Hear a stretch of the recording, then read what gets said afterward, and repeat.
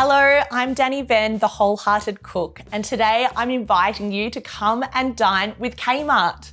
We've all been spending quite a lot of time indoors over the past few months honing our cooking skills. So now that we're allowed to entertain, there's never been a better time to put your kitchen skills to the test, invite some friends over, and hold a dinner party or even a gorgeous long lunch.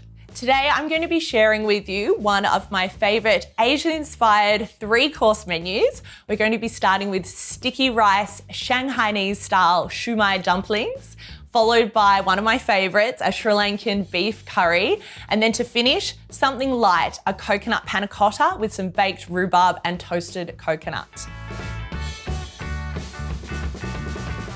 Well, we've got lots to do, so let's get cooking.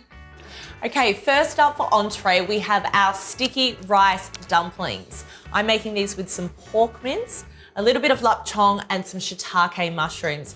Now, these dumplings are a street food delicacy that you find on the streets of Shanghai in China. The most important thing with sticky rice is making sure that you soak it overnight. So my sticky rice has been soaking in some water for at least 12 hours, and that just means that it cooks really quickly once you steam it. So I've got a wok here with a bamboo steamer. What you need to do is line your bamboo steamer with some muslin cloth, even some baking paper, drain off your rice and make a layer of it in your steamer. And then I've popped my Chinese sausage, which is lap cheong. You can also find that at your Asian grocer, on top of the rice. Fill up your wok or steamer, put your lid on and steam it for 20 minutes. Okay, so I've got a little bit of garlic here. I'm just gonna dice that up. So a little bit of neutral flavored oil into our pan. I'll start with our garlic. Okay, and then I've got some pork mince as well.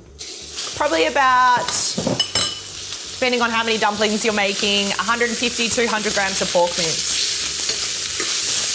All right, just want to break that up with a spatula. I've also got some shiitake mushrooms. Now, shiitake mushrooms come dried and fresh. I'm using the dried version, which you can get in the Asian section of your supermarket. What you want to do is boil some water and then pop them into a bowl, and you'll see that they become nice and soft. So what you want to do is just squeeze them out, and then you can easily finely dice them, and then you can add that into your dumpling mix. So I've got about half a cup of shiitake mushroom. Now, these little bad boys, lap cheong pork sausages, I grew up with these as a very special treat. So you just want to dice them up. The lap cheong just gives that really authentic Chinese flavour. Okay, into our pan. Okay, next we have our sticky rice. So you can see that you're able to pick this up. It's quite sticky, obviously. So we just want to break that up into our pan. You can just use your hands, make sure they're clean. And I've also got some seasonings here.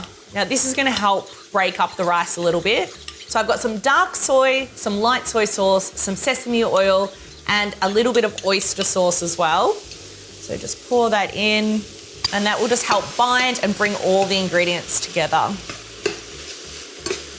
Finally, to add a little bit of freshness, I've got some spring onion as well.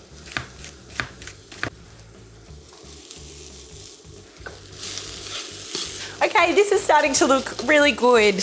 You can see that the sauce is mixed through all the rice and the pork. It's smelling delicious.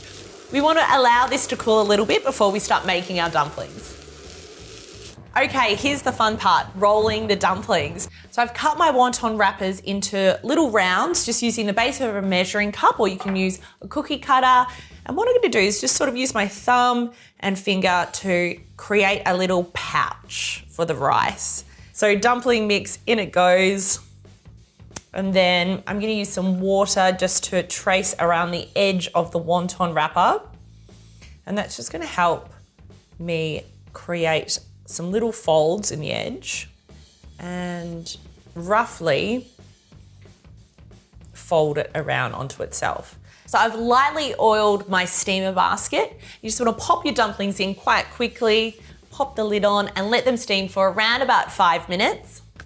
I love making these dumplings in advance before your guests arrive. Keep them in the fridge. When entree's ready to serve, pop them into your steamer basket and there you have your entree done in a flash.